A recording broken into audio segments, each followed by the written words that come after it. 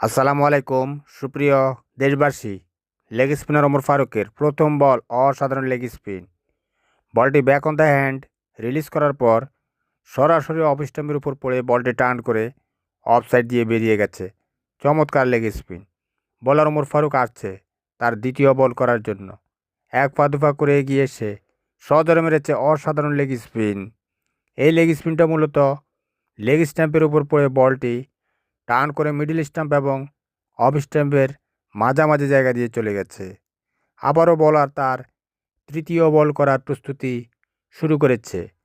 আসছে বলার বোলিং করার জন্য। সজোরে মেরেছে অসাধারণ লেগ স্পিন। এই বলটিও লেগ স্টাম্পের উপর পড়ে বলটি টার্ন করে মিডল স্টাম্প এবং কাল্পনিক অর্থে অফ স্টাম্পের মাঝামাঝি জায়গা দিয়ে বলটি তার স্থান ত্যাগ করে চলে গেছে। বোলার ওমর ফারুক তার চতুর্থ এবং শেষ বল করবে। আসছে বলার সজোরে মেরেছে অসাধারণ রকমার গুগলি। গুগলিটি মিডল স্টাম্প এবং লেগ স্টাম্পের ভিতর